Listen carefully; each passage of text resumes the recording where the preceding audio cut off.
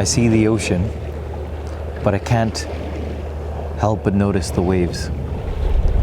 The waves, as they come closer and closer to the shore, they move further and further away from the vastness and the depth of the ocean. Each wave hits the shore separately. And as each wave hits the shore, every drop of water separates into its separate elements. Wow. Every time it hits the shore, it cries out in pain.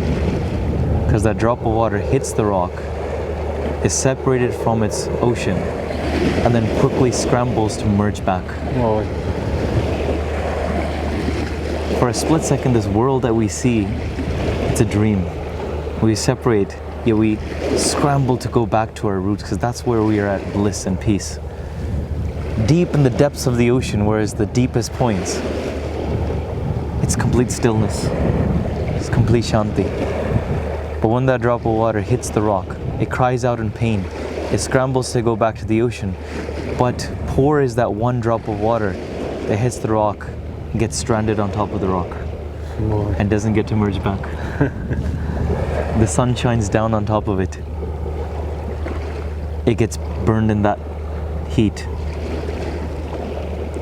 Or it goes into that soil, and it dissolves in that soil, but it remains separate from the ocean. In that state of separateness, that separation, we either are burned by our own pains and the heats of this world, or we get dissolved in the happiness of this world and forget to go back to its roots. As every drop hits that rock and it jumps out into the sky, it cries out in pain. Supne aaya pee gaya, main jal parya roye. I cry out in this sort of pain. E vichhoda sahya na jaye, Satguru mile to mile subai, ba biha khin khin bililai. Just like a rainbird crawls out, the drop of water is crying out in pain, and every time it hits, it goes into that emergence through the sound. Just like that sound is, WhyGuru, WhyGuru, WhyGuru, WhyGuru, WhyGuru. And from crying out into pain, does it finally get to go back into the ocean where it's at bliss. But the wave will come and separate it again. And the waves will continue to come. And look at the play of the world. No matter where the water goes, in whatever cycle it goes, and one day it will end up back in the ocean. That is us. The real question is, when we cry out in pain, do we cry out in love and pain to go back to our true form? Or do we cry out in pain and continue going along the shore and continue to be separated? What type of pain do we cry in?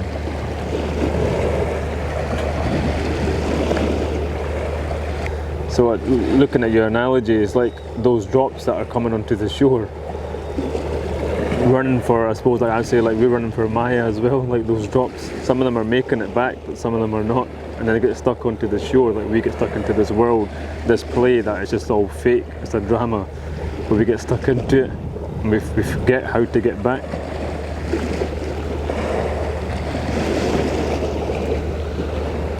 Another thing I notice is, when the drops collide, they don't just hit the shore. Because they are separate, the water hits each other as well. एक दूसरे नाल भी टक्कर दे टक्कर के इन्हां दा रंग बदल जांदा. The color of the water changes from what the ocean, it becomes white foam. रंग बदल गया, रूप रेखा बदल गई. The intellect has been born, the self-identity is born.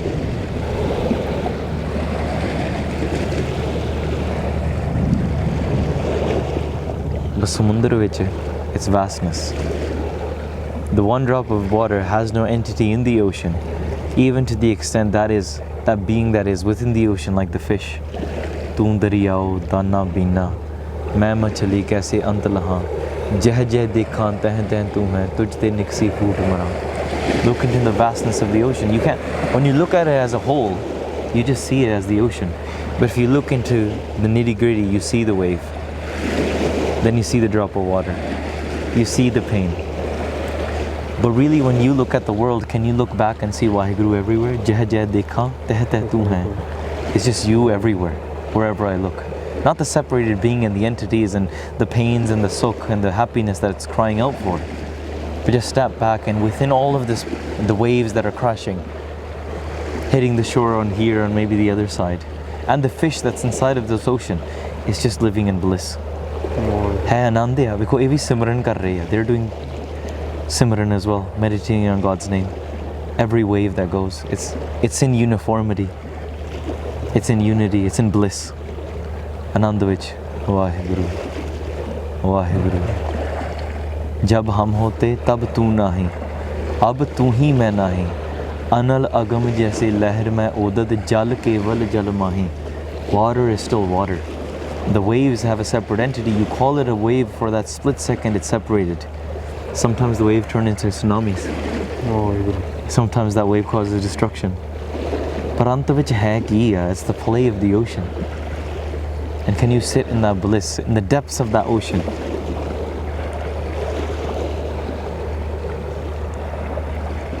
One day there was two salt cubes that talked to each other. One salt cube said, or salt crystal said, "How deep do you think the ocean is?" The other one said, "I think it's this deep because my ancestors told me, my family told me." A third one comes along and says, "No, you're wrong. Do you know how deep the ocean is? I've studied it, I observed it. This is my estimation, my prediction on how deep it is." The third one comes with a theory, the fourth one comes with another theory. They continue to argue and argue and argue on how deep the ocean is. But the one salt cube, originally asking the question, he says, "Why don't we just go into the ocean and see how deep it is? Shal mari hai, let's just take the leap of faith and see what's at the bottom of the ocean." No, I can't go. I got a family. I don't know what's there, it's too dangerous. So one salt cube says, "What if I make you a promise? What if I jump into the ocean and I go to the bottom of the ocean and I come out and I tell you how deep is the ocean? Will you believe me if I go and do it right in front of your eyes?" They said, "We'll believe you." So he jumps into the ocean, and the salt goes deeper and deeper into the ocean, but as it dissolves, going down and deeper and deeper and deeper, it becomes one with the ocean. It doesn't become a separate entity anymore. The salt is the ocean. Everybody continues to wait. When will he come out and tell us? But now it's become one with the ocean. It speaks a different language of love. Jaise gunge ki mithiai. It cannot speak in those words that those other salt crystals are trying to understand it in. It has become the ocean. It's speaking in that oneness and that bliss. But they're still separate, and like, when will it come out? And they continue their arguments. But only the one that has experienced that ras will know. I've experienced that now. It doesn't matter what anybody else thinks. The world can call me crazy as well. I'm not crazy myself, but my Ram, my Creator, has made me crazy. Crazy in the divine love.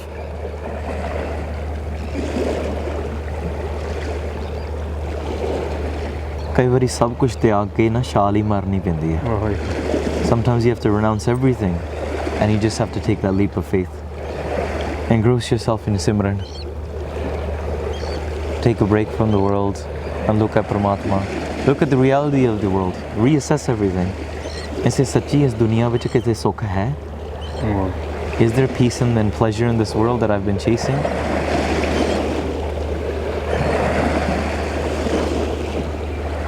And then when that state or that realization sets in, the world is the form of pain. And Paramatma, O Creator, you are the form of bliss, of Anand. Then your mind will allow you to detach from that and go into what the bliss wants. That gentleman, that bliss you get from just drinking a bottle of alcohol or, I don't know, something else, whatever he was talking about.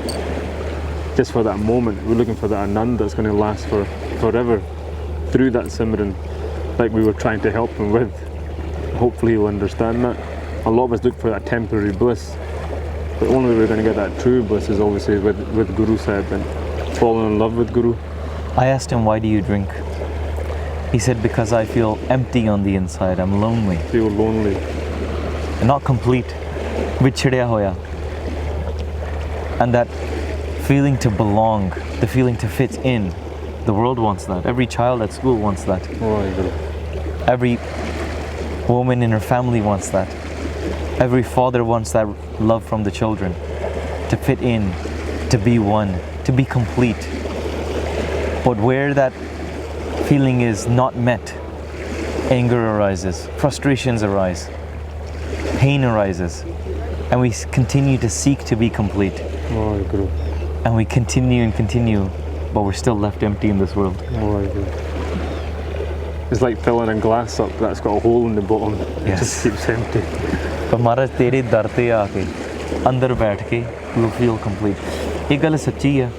If you feel complete within yourself, no matter where you are in the world and whatever situation you're put in and what goes on around you, you will feel complete and you will be at bliss. But if you cannot be bliss on the inside here and now, it does not matter where you go in the world, you will never be complete. People say, I want to go on vacation, I want to go to the ocean, I want to sit at the top of the mountain peaks. I need to travel to Egypt or Paris and France and Australia, and I need to get out of my routine. Take a break, there's nothing wrong with that. Of course. But if we say we're going to find bliss there, then we're mistaken, because bliss is not from there.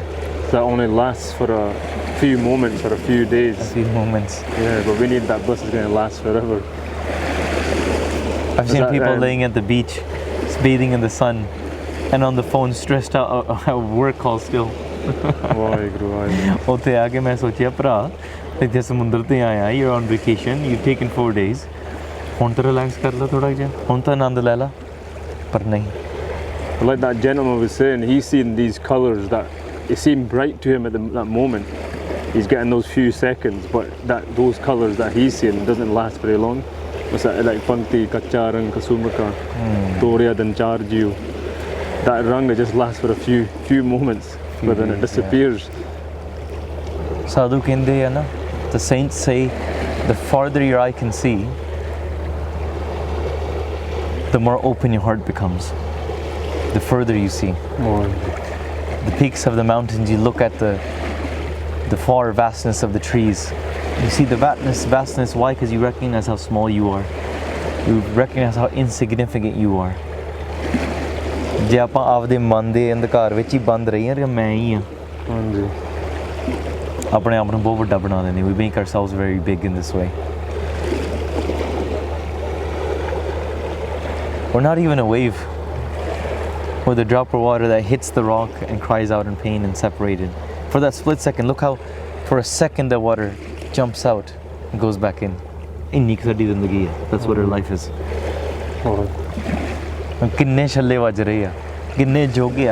How many days and nights, how many tides does this ocean have? So what ankar do we have? What is there to be proud of for yourself?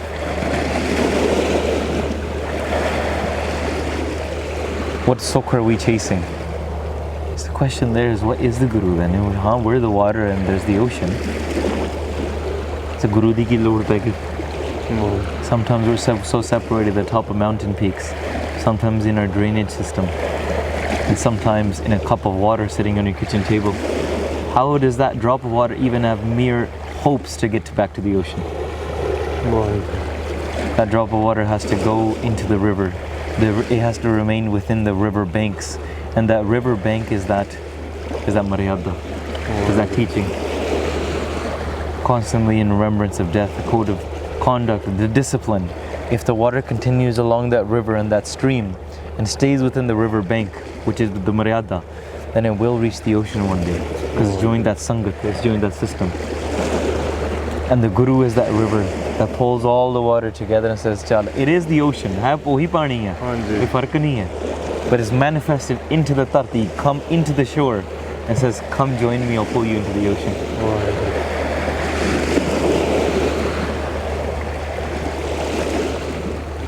Here's another analogy. You want to get from here across the ocean. The world ocean is the world, and the people are drowning in it. Hanji.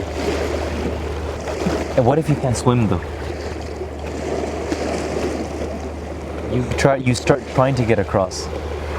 You go a little bit out of your depth, and you start drowning. You call out for help. Then you see a little sailboat.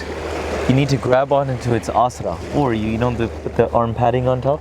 The armband, or they have that life.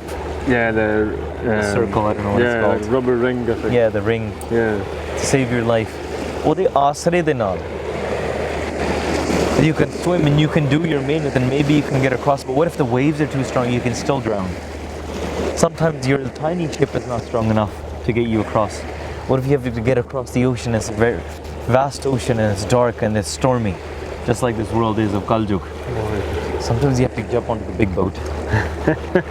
And there you can sleep and you can be in luxury. You can sit in Anand. That is the Guru Sharan. That is the Satsangat there. You can try to swim across and try to grab your own little life padding in boats and stuff. You're definitely about to drown. But if you jump onto the Guru's ship, the Guru's Jahaj, WhyGuru Naam Jahaj, you sit on that ship and you're guaranteed to float across. All you do is you sit in Anand. But you can't be on two boats at the same time, can you? Bus, jump on that cruise ship, sit in Guru Sharan, take the Laha as the Guru carries you across. Guru tar tar mare.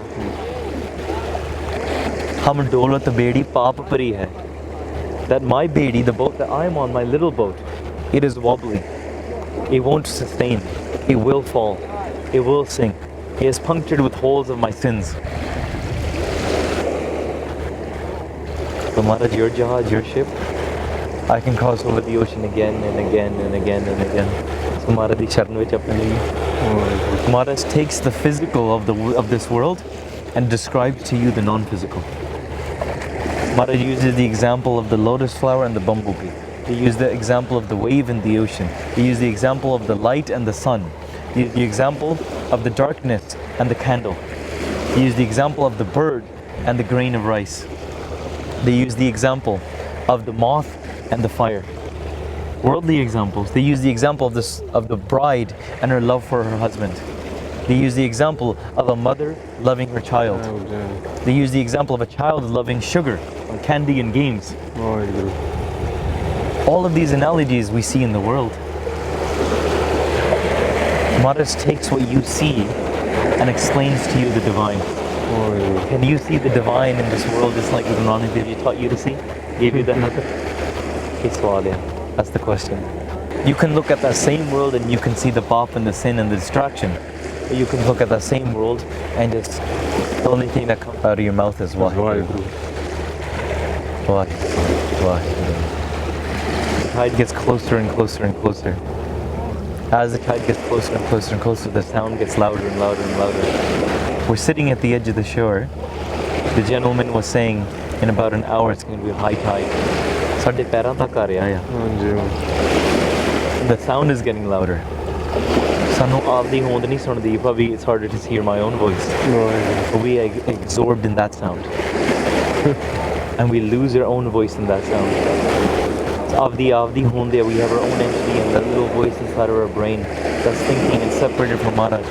But when Maharaj da shabad sade man vich gunjan lag pinda, when it begins to echo inside of our mind, WhyGuru, WhyGuru, and the waves are crashing louder and louder and louder, getting closer and closer and closer. And eventually we'll be engulfed in that.